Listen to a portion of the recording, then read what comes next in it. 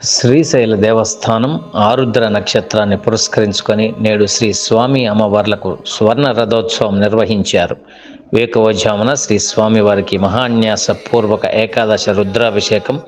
అన్నాభిషేకం, విశేష పూజలు నిర్వహించబడ్డాయి. ఈ స్వర్ణ రథోత్సవంలో ముందుగా అర్చక స్వాములు లోక కళ్యాణాన్ని ఆకాంక్షిస్తూ సంకల్పాన్ని పఠించారు. తరువాత రథారూఢులైన శ్రీ స్వామి అమ్మవార్లకు విశేష పూజలు జరిపించబడ్డాయి. ఆలయ మహాద్వారం ముందు భాగం నుండి ఆలయ 4 మాడ వీధుల గుండా ఈ రథోత్సవం జరిగింది. రథోత్సవంలో పలు కళా బృందాల కోలాటం, డోలు వాయిద్యం మొదలైన జానపద కళారూపాలు, నామ సంకీర్తన, గిరిజన చెంచు నృత్యాన్ని ఏర్పాటు చేయడం జరిగింది. ఈ విషయంలో అర్చక స్వాములు, వేద పండితులు, పలు విభాగాల అధికారులు, పర్యవేక్షకులు తదితర సిబ్బంది, శివసేవకులు పాల్గొన్నారు.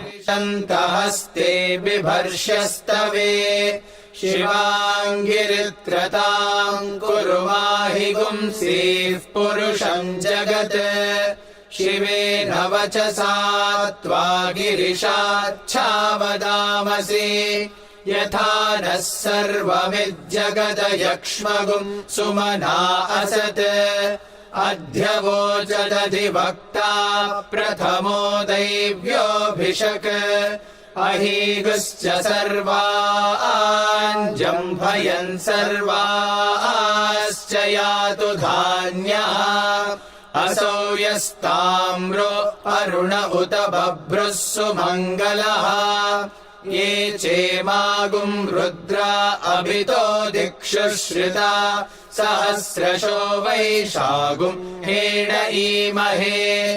असव्यो वसर्पति नीलग्रीवो विलोहितः उतैनं गोपा अदृशन्नदृशन्नुदहार्यः उतैनं विश्वाभूतानि सदृष्टो मृडयातिनः नमो अस्तु नीलग्रीवाय सहस्राक्षाय मीढुषे अथो ये अस्य सत्त्वानो हन्तेभ्यो करन्नमः प्रमुञ्च धन्वनस्त्वमुभयोराग्नियोर्जाम् याश्च ते हस्त इषवः पराता भगवो वपा अवतत्यधनुस्त्वगुं सहस्राक्षशते शुधे निशीर्य शल्यानां मुखा शिवो नः सुमना भवा विज्यम् धनुः कपर्दिनो विशल्यो बाणवागुम् उता अनेशन्नस्येषव आभुरस्य निषङ्गतिः या ते हेतिर्मीढुष्टमहस्ते बभूव ते धनुः तयास्मान् विश्वतस्त्वमयक्ष्मया परिभुजा नमस्ते अस्त्वायुधायानादताय धृष्णवे उभाभ्यामुत ते नमो बाहुभ्याम् तव धन्वने परिते धन्वनो हेतिरस्मान् वृणक्तु विश्वतः अथो य इषुधिस्तवारे अस्मन्निधेहितम् नमस्ते अस्तु भगवन् विश्वेश्वराय महादेवाय त्र्यम्बकाय त्रिपुरान्तकाय त्रिकाग्निकालाय कालाग्निरुद्राय नीलकण्ठाय मृत्युञ्जयाय सर्वेश्वराय सदाशिवाय श्रीमन्महादेवाय नमः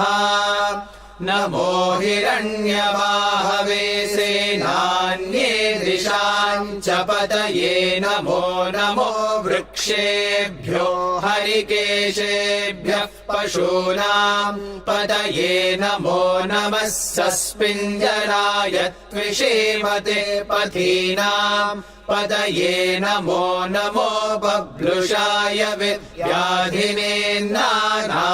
पतये नमो नमो हरिकेशायोपवीतिने पुष्टानाम् पतये नमो नमो भवस्य हेत्यै जगताम् पतये नमो नमो रुद्राय तथा विने क्षेत्राणां पतये नमो नमः सूताय हन्त्याय वनानां पतये नमो नमो रोहिताय स्थपतये वृक्षाणां पतये नमो नमो मन्त्रिणे वाणिजाय कक्षाणां पतये नमो नमो भुवन्तये वारिवस्कृताय औषधीनां पतये नमो नम उच्चैर्घोषाय क्रन्दयते पत्तीनां पतये नमो नमः कृत्स्नवीताय धावते सत्त्वनां पतये नमः नमः सहमानाय निव्याधिन आव्याधिनीनां पतये नमो नमः ककुभाय निषङ्गिणे सेनानां पतये नमो नमो निषङ्गिण इषुधिमते तस्कराणां पतये नमो नमो वञ्चते परिवञ्चते स्तायूनां पतये नमो नमो निचेरवे परिचरायारण्यानां पतये नमो नमः सृकाविभ्यो जिघागुंसद्भ्यो मुष्णतां पतये नमो नमोऽसिमद्भ्यो नक्तञ्चरद्भ्यः प्रकृन्तानां पतये नमो नम उष्णीषिणे गिरिचराय कुलुञ्चानां पतये नमो नम इषुमद्भ्यो धन्वाविभ्यश्च वो नमो नम आतन्वानेभ्यः प्रतिदधानेभ्यश्च वो